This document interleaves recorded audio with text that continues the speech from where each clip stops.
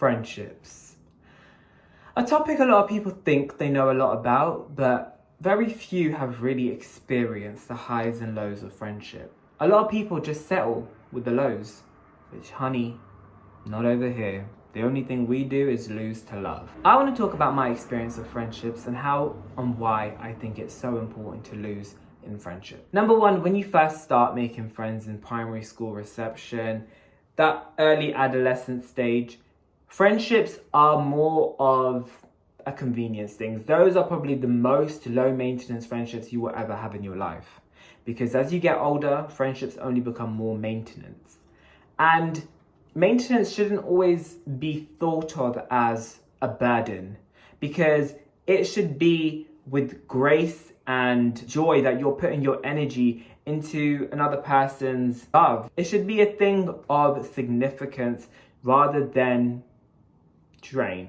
I've been through so many friendships in my life, and honey, I just ended a 10-year friendship last year. And I talk about it all in my book, Lose to Love, on Amazon now, in the friendship chapter, which is the longest chapter in the book and the most relevant one to this video. So make sure you check it out if you get the copy. Through my years of friendship, I have learned that if they are not filling your cup, they are draining it. And it is an either or. It's not a mid, because that mid is draining your cup too. If you have no certainty in a friendship, they're draining your cup. For a lot of my life, I've held on to friendships because of history's sake. And the older I've gotten and the more I understand that the love that I want in my life is my responsibility to upkeep or let go of, I've taken that power back, and that control has given me certainty in my friendship and my love that I deserve love that is mutually fulfilling. Because they could be filling your cup up, which is great, but if they're not also filling their own cup, that's also a lose situation, which is fine. Losing is so important because it gets you one step closer to finding the right people for you. I was using this analogy with my friend Jazz, talking about this seating arrangement at a table. Say, for example, you have a table and you've invited your closest people to surround you on this table. As you get older, these people change, which is inevitable. Change is inevitable. But you find yourself growing apart from each other. Do you keep these people at your table just for the sake of it? Or do you replace them and allow someone who is more fulfilling, who will bring you more joy, onto the table? Her answer was, it will depend on all these situations, all these characteristics and stuff, which is totally valid. But if you let go of all the expectations and the comfort of these people, you understand that what truly matters is the present. Who is filling your cup in the present? They could have been great 10 years ago, 5 years ago, a year ago. But if they're not filling your cup in the present, they can take a back seat at a different table that you had, a past table. And it is nothing personal. It is not a bad thing. All you're doing is substituting. And in life, you have to substitute to keep your energy up. That's the only personal thing. You're doing it for your energy. It's not selfish, because selfish means you're taking from someone else. All you're doing is preserving your energy.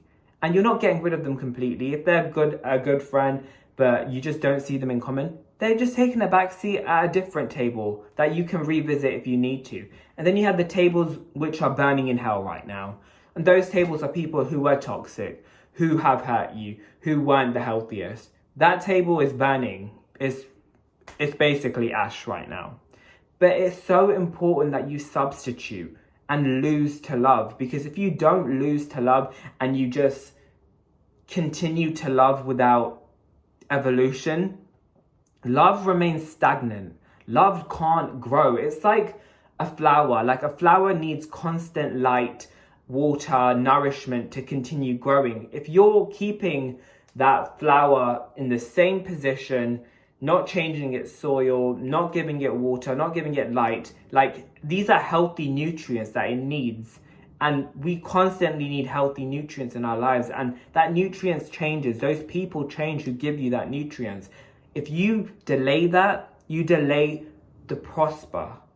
the growth of your flower, your heart, your love, your abundance. Damn, I've really been speaking. I'm going to read you a part of the book that talks about this analogy. Let me find it. Okay. The truth is, no relationship has a guaranteed future. But like a flower, if you want it to bloom, you water it, give it light, allow for it to grow. Sometimes after all that effort, the flower still dies. But harping on how good it once was or how much effort you put into it won't bring it back to life. Instead, appreciating the joy it once gave you allows it to live sweetly in memory years beyond its life. I had to give myself the grace of knowing that it was okay for me to move on and find new harmony elsewhere in life. That chapter, that moment of the chapter, talks about how after losing my friend, I really had to learn that this isn't me being selfish. This isn't me hurting someone else's feelings to grow. Growing is such a personal thing, and it's so important that you find that light within yourself to make that decision. Because if you constantly make it a people-pleasing thing, you will never experience the light of owning your friendship and your inner circle. Who sits at your table? You have to be okay with letting people go for better love to come into your life. It's nothing personal because everyone has to do it. So never think you're alone. If you want to hear more like this, get a copy of my book, Lose to Love, on Amazon right now. Also, comment down below if you want to hear mini motivation videos. But that's currently all for today, guys. Greater things are always to come. Keep believing in yourself. Keep taking risks. Trust me, this life is short, so really live it. Live it the best you can, girl, and have fun. Thanks for watching. Bye, guys.